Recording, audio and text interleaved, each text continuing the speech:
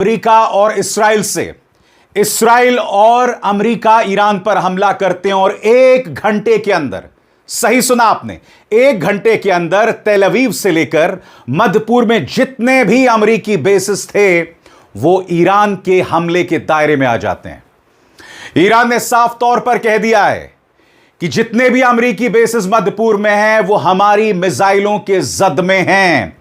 Iranian revolutionary guard core ने क्या कहा कुछ देर बाद, मगर सबसे पहले दोस्तों देखिए, बहरीन में एक अमेरिकी बेस पर जब हमला हुआ तो वहां नजारा क्या था।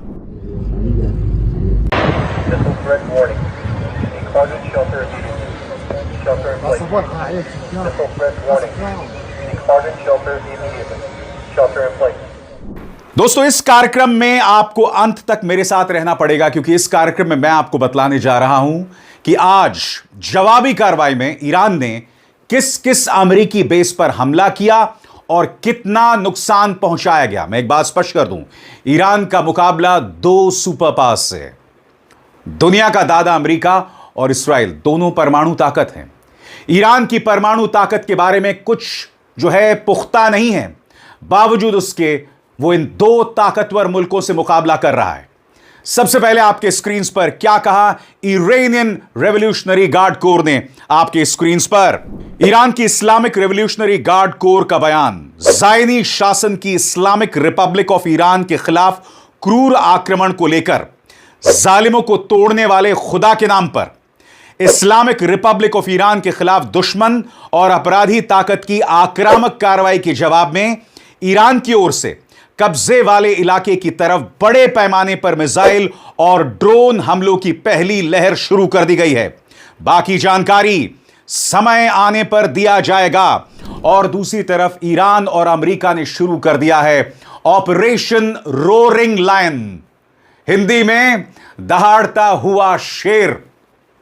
जी हां, माहौल बहुत ज्यादा संगीन है और जैसा कि ईरान ने कहा है कि इस वक्त हर अमेरिकी बेस उसके निशाने पर है। मैं आपको बतला चुका हूं बहरीन में क्या हुआ, किस तरह का हमला हुआ। अब मैं आपको तफसील से जानकारी देने वाला हूं एक एक अमेरिकी बेस की, और शुरुआत दोस्तों मैं करने जा रहा हूं बहरीन से। उसका वीडियो मैं आपको दिखला चुका हूं, अब जानकारी आपके स्क्रीन पर। ईरान ने बहरीन के जुफैर इलाके की ओर मिसाइलें दागी हैं, जहां अमेरिकी नौसेना की 5th फ्लीट का मुख्य सपोर्ट बेस यानी नेवल सपोर्ट एक्टिविटी बहरीन स्थित है। बहरीन की सरकारी एजेंसी ने कहा है कि जुफैर में मौजूद यूएस 5th फ्लीट के सर्विस सेंटर को निशाना बनाया गया।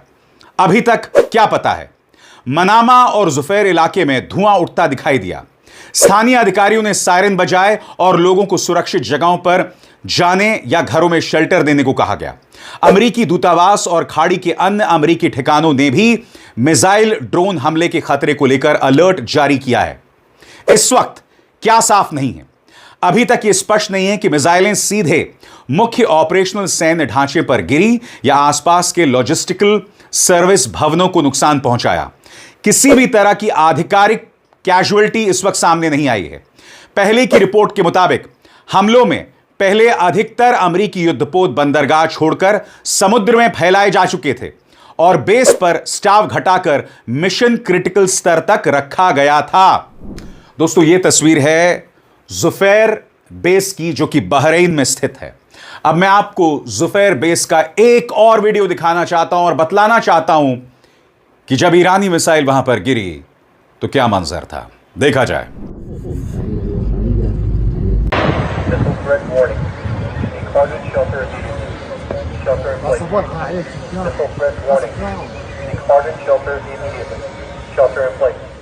इसके अलावा दोस्तों इसी मंच पर मैंने आपको बताया था कि कतर में भी हमले हुए, और सबसे बड़ी बात, कतर में अल जजीरा में समाचार पढ़ा जा रहा था और अचानक सबके फोन बजने शुरू हो गए। क्यों?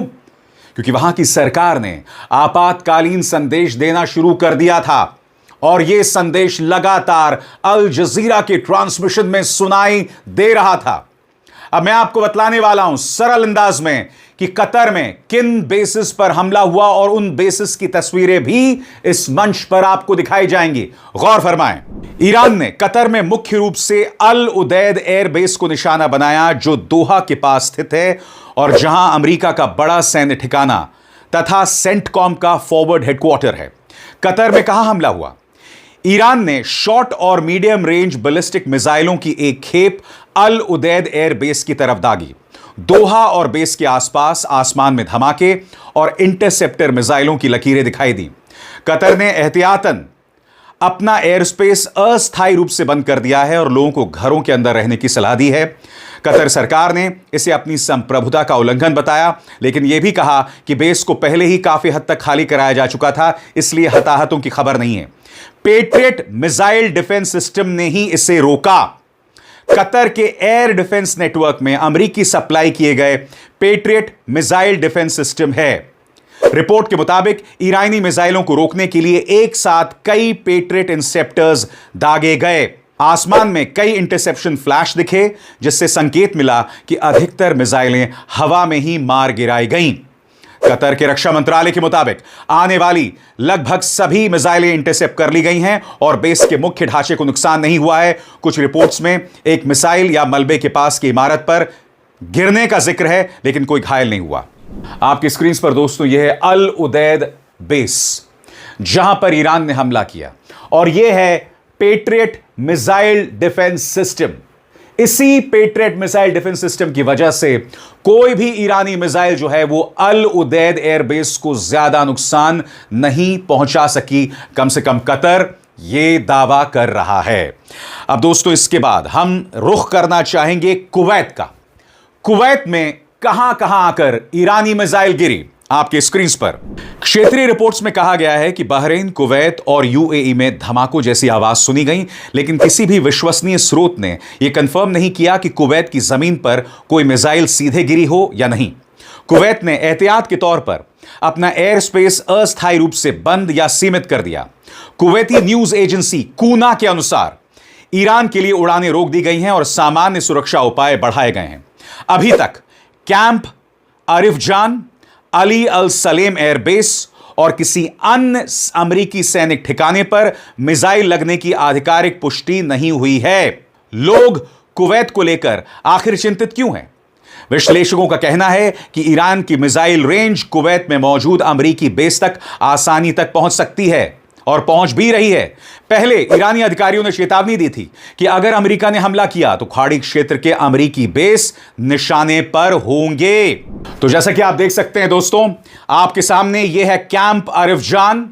जी हां, यहां पर ईरान ने मिसाइल करने की कोशिश की है, मिसाइल के जरिए हमले करने की कोशिश की है, और यह है अली अल सलेम एयरबेस। इन तमाम बेसिस पर हमला करने की कोशिश की गई है, मगर बड़ा प्रश्न, आज पहला दिन है। दूसरी बात, याद कीजिएगा जब 2025 में 12 दिन की जंग हुई थी, तब ईरान ने हमला करने में 13 घंटे लगा दिए थे। इस बार 1 घंटे में जवाब दिया गया है। यानी कि ईरान तैयार है, मगर ईरान का मुकाबला 2 सुपर पावर्स से है, अमेरिका और इस्राइल। और हकीकत यह है कि यह बदनुमा जंग उस पर थोपी गई है। ईरान बातचीत कर रहा था, शांतिपूर्ण तरीके से आगे बढ़ रहा था। इस बात के कोई प्रमाण नहीं थे कि वो अमेरिकी सैनिकों को निशाना बनाता। ट्रंप ने बड़ी बड़ी बातें की हैं, यह तक कहा है कि उन्होंने हमारे सैनिकों का नरसंहार किया है। उन्होंने यह तक कहा, और यह सबसे बड़ा झूठ है, कि ईरानी मिसाइलें अमेरिका तक पहुंच सकती हैं। ऐसे कोई प्रमाण नहीं है, क्योंकि ईरान की जितनी भी मिसाइलें हैं उसका रेंज 2000 किलोमीटर है, उसके आगे नहीं है। मगर अमेरिका के राष्ट्रपति डोनाल्ड ट्रंप लगातार झूठ बोल रहे थे, और इससे बड़ी त्रासदी कुछ नहीं हो सकती दोस्तों। कहीं ना कहीं न सिर्फ मध्य पूर्व बल्कि पूरी दुनिया को वर्ल्ड वॉर 3 की तरफ ढकेला जा रहा है। अभी अगले 24 घंटे बहुत अहम होने वाले हैं। हमें यह देखना पड़ेगा कि उन तमाम मध्य पूर्व के अमेरिकी बेसिस जहां पर ईरान ने हमले किए हैं, क्या वो ईरान के साथ खड़े होंगे? क्योंकि कतर ने साफ कर दिया है कि यह हमारे संप्रभुता पर हमला है। ऐसे में कहीं ये तमाम देश अमेरिका और इस्राइल के डर से ईरान के खिलाफ तो नहीं हो जाएंगे। ईरान की लड़ाई बहुत मुश्किल है दोस्तों, मगर वो लड़ रहा है। मगर अफसोस ये कि इस्राइल पर काबिज है एक ऐसा व्यक्ति, एक ऐसा स्वार्थी व्यक्ति जो अपने स्वार्थ, अपने आप को बचाने के लिए दुनिया को नर्क की तरफ ढकेल रहा है। उसी तरह से अमेरिका का राष्ट्रपति एक ऐसा व्यक्ति है जो दुनिया को तबाही की तरफ ढकेल रहा है। और इन तमाम चीजों से किसी का भला नहीं होने वाला। ईरान बातचीत कर रहा था, मगर आप देख रहे हैं अब क्या हो रहा है। अभिसार शर्मा को दीजिए इजाजत। नमस्कार।